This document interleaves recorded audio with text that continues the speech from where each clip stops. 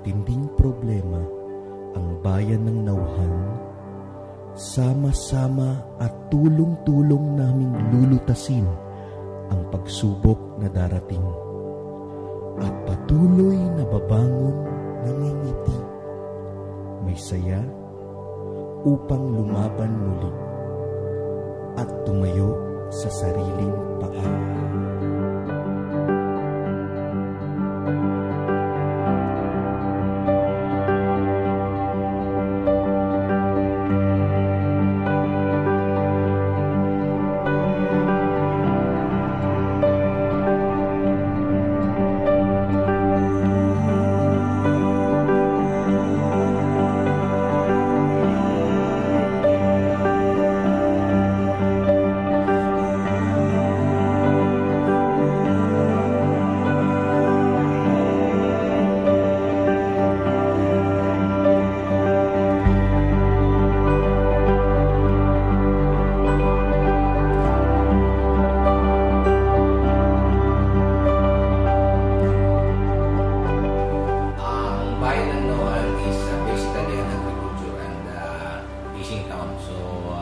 Farming and fishing ang main source of livelihood ng mga tao dito.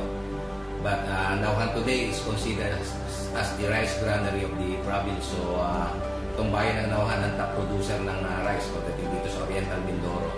At ito rin ang pinakamalaking bayan dito sa Oriental Mindoro. In fact, Nauhan occupies 12% of the total land area of the province, 52,804 hectares at 70 malalaking bayan.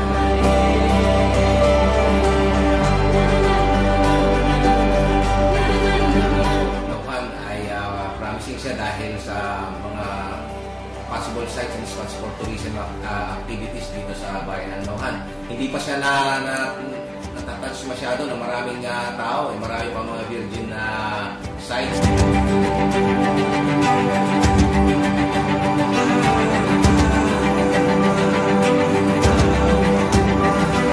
Nakikita nyo naman kung gaano ka-warm yung mga tao dito. Yung smile ng mga tao dito ay makikita mo every day, every minute, every second. At tuwing makikita mo mga Nauhenyos, talagang masasayang mga tao. Ang karagatan ay napaka-pristine yung tubig. At makikita mo naman, meron kaming mga marine sanctuaries dito, at pinangangalagaan talaga namin ang mga yamang dagat dito sa bayan ng Nauhan.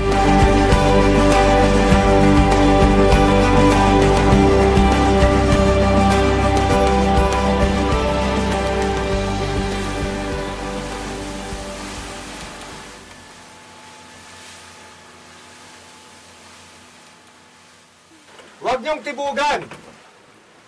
Huwag niyong tibugan. Bawal na bawal yung tibog. Tahan nyo na lang, tahan nyo na lang. Tahan na lamang. Itinatama lang namin ng mali. Pasensya na. Meron kaming regular na pagpapatrolya, araw at gabi. Yung aming sanctuary, may mga tao rin kami doon. May mga bantay dagat kami doon. Yung tungkol sa dynamite fishing, hindi namin kayang sawatayin. Pero ang ginagawa na lang namin, ma-distract sila, makita nilang lagi kami nagpapatrolya para hindi na sila makaputok.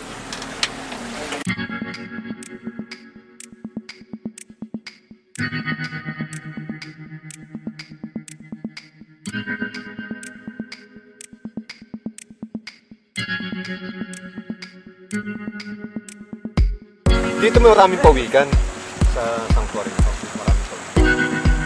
Mga sea clams, yung mga giant clams.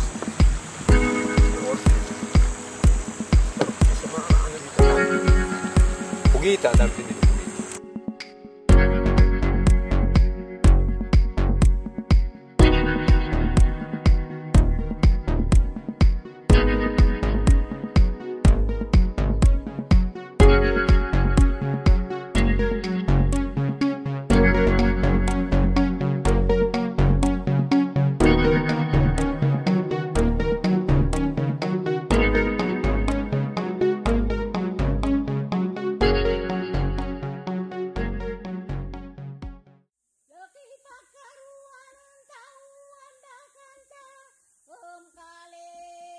Ang mga mangyas kasi dito sa bayan ng Nauhan, meron kami dito 5 barangays na talagang halos 100% ay mga katutubong mangyan. Ano?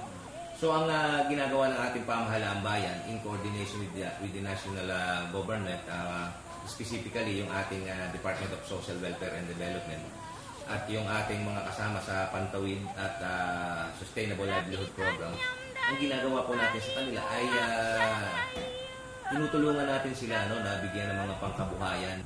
Tulungan sila sa pagtatanim kasi naniniwala kami na kapag ating inarmasan itong mga katutubong natin, mga kababayan, matuto sila na maghanap buhay at masustinan nila ang pang-araw-araw nilang pangkabuhayan. Hindi na sila mamanipulate ng mga tao. Ano? At matutulungan na nilang tumayo ang kanilang mga paa, ang kanilang sarili, ang kanilang mga anak. So in that sense, ay talagang matututo sila sa sarili nilang mga paa.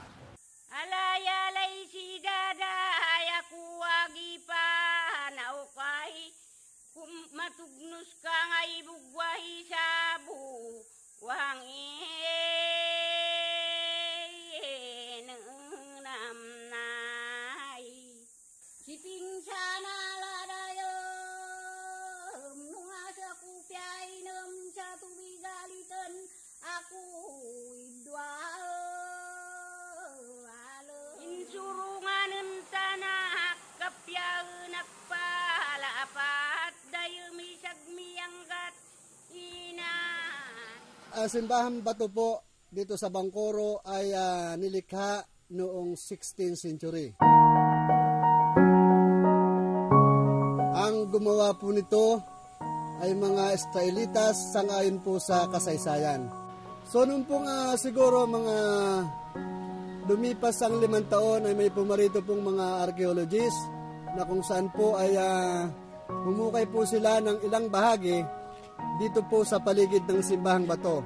At natagpuan po ng mga archaeologists na meron pong mahabang bias ng buto.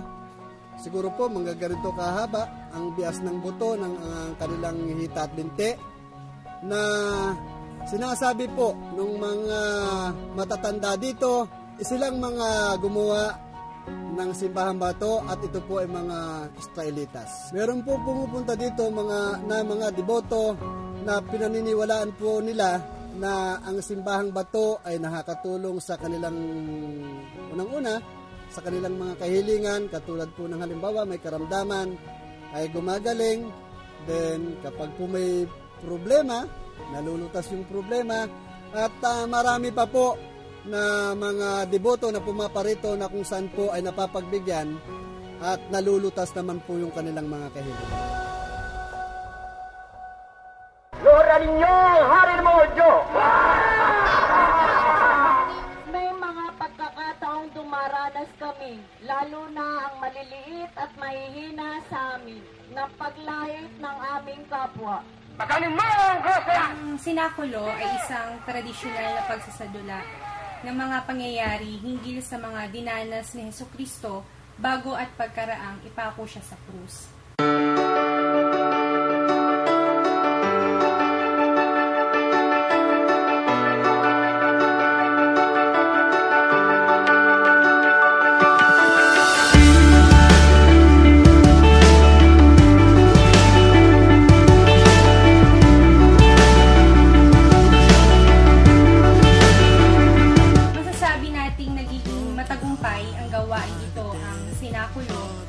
Sapagkat nakikita natin yung pagsasama-sama ng bawat pamayan ng Kristiyano, sapagkat naniniwala rin sila na ang sakripisyong ginagawang ito ay mayroong naidudulot na himala sa bawat buhay nila.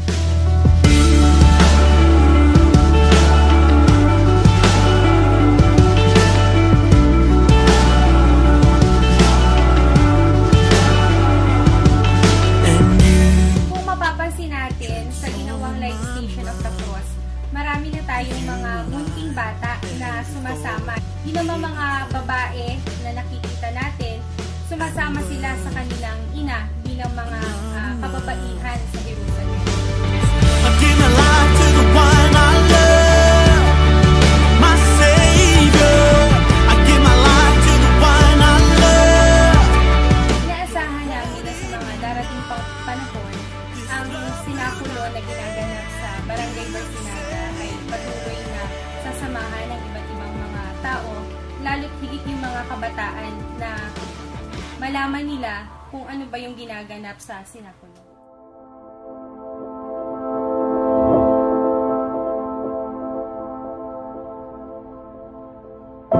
So ang Lapieta ay isang imahe ng Mama Mary na sobrang nasaktan at nagdurusa dahil yung bangkay ng kanyang minamahal na anak ng ating Panginoon ay nasa kanyang kandungan. So ito yung nirepresent ng image ng Lapieta. Parang the sorrowful mother, dalamhati ng isang ina sa wikang sarili, yung ibig sabihin ng Pieta.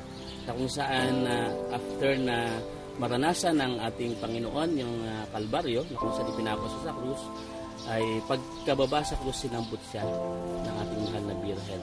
Yun yung nilalarawan ng Lapieta. So ang Lapieta ay magbibigay ng isang parang inspirasyon sa mga tao na may pinagdadaan ng mabibigat na suliranin sa buhay. Yung mga may mabibigat na problema, na magbibigay siya ng inspirasyon para magpatuloy sa buhay dahil sa inspirasyon ng mahal na Birhen na sa kabila ng kamatayan ng kanyang anak, hindi siya sumuko. Bagkos ito'y kanyang hinarap na naandun yung malalim na pagtitiwala sa Diyos na hindi bibiguin ng Panginoon ang mga tapat sa Kanya.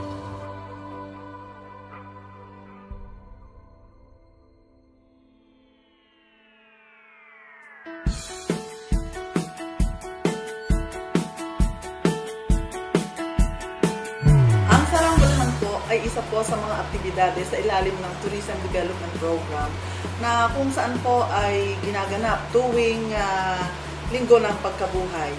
Ito po ay nagsimula noong taong 1988. So ibig sabihin po, ngayong 2015, siya po ay nasa kanyang ika-27 taon na.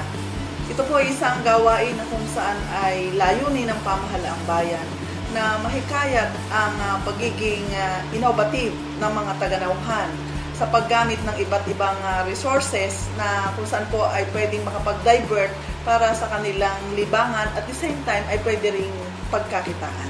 Kung titingnan po namin ang aming mga resources dito sa bayan ng Nauhan, talagang ito po ay magsisilbing inspirasyon na.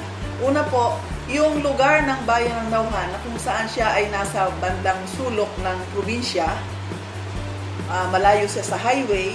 So, isa po ito sa naisipan ng mga dating naglunsad nito na upang makahikayat ng mga bibisita sa bayan ng Nauhan at higit na maipakilala ang bayan ng Nauhan sa mga, hindi lang mismo sa mga taga-Nauhan, kundi sa taga-ibang lugar, kailangan makapaglunsad kami ng isang gawain na dadayuhin, lalo na sa Linggo ng Pagkabuhay.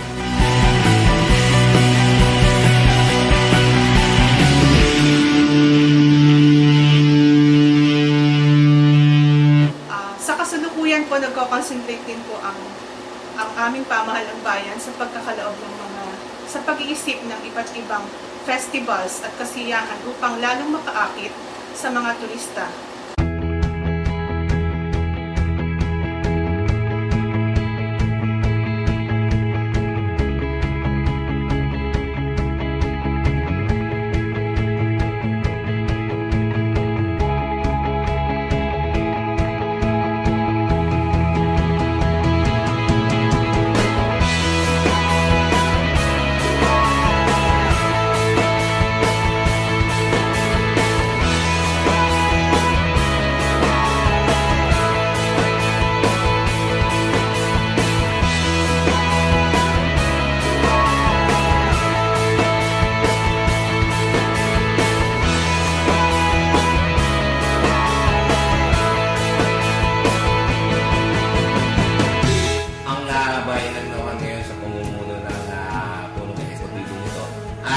Gumagawa po kami ng mga activities na talagang ang layunin po namin ay hikayatin muli ang mga taga-Nauhan na bumalik dito sa bayan ng Nauhan sa pamamagitan po ng mga gawain na alam namin na malapit sa kanilang puso. Mayroong tayong Oriones na talaga naman pong binabalik-balikan na ng ating mga kababayan.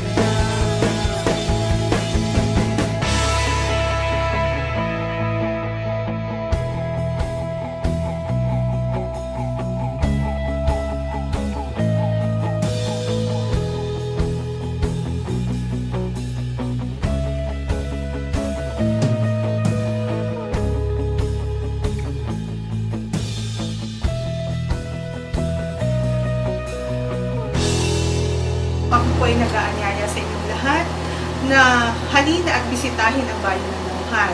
Kung gusto nila ng isang masaya at magandang lugar para pagdausan nila ng mga activities na gusto nila para sa kanilang pamilya at makita nila yung ganda ng kalikasan. Punta po kayo dito sa bayan ng Nauhan, the town of Christian Beauty, with its historical site. At marami po kami dito mga activities at mga possible sites and spots for tourism purposes na mapupuntahan nyo dito. Maganda po ang bayan ng Nauhan.